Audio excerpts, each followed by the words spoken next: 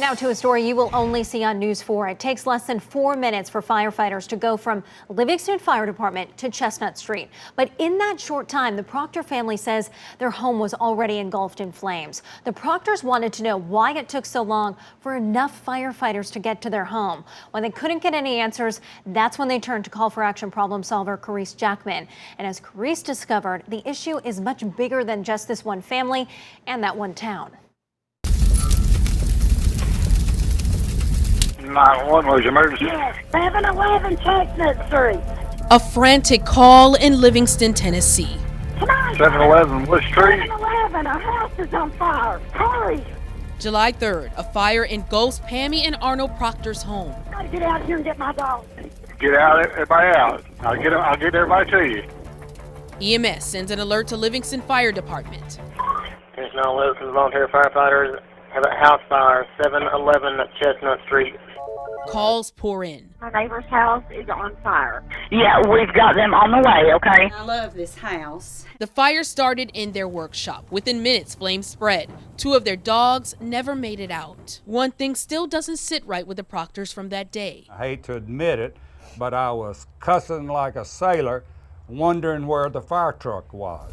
Only one truck and one fireman showed up within minutes of their calls, and it didn't have the manpower it needed. There was nobody here to handle the fire hose, except my neighbor and I, and then her mom and dad helped us pull it up the hill. Based on the call logs from that day, the first firefighter arrived in about 4 minutes, which meets the recommended response time standards. But there's a bigger issue here than just response time: manpower. We are a small department. We're staffed with one firefighter on duty 24/7, and the rest of our guys are volunteers. Fully engulfed.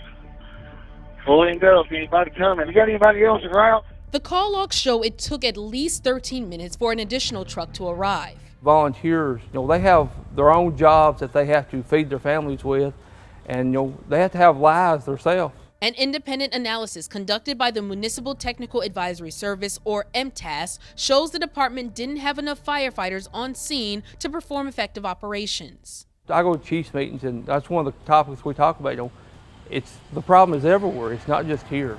There are over 22,000 active firefighters in Tennessee. Out of those, 14,000 or 64% are volunteer. Only 7,847 are career or employed. I'm not here to criticize anybody.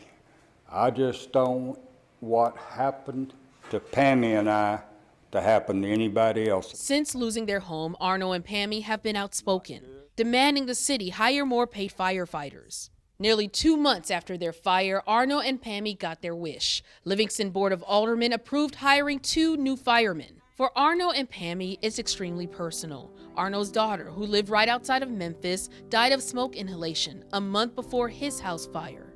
I think if I had gotten in the shower and she wasn't here and she was walking the dogs, it could well have been me that died of smoke inhalation in addition to the 2 puppies that died.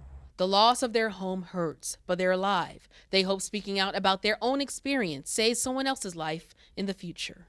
I'm Call for Action problem solver Carice Jackman, News 4 Nashville.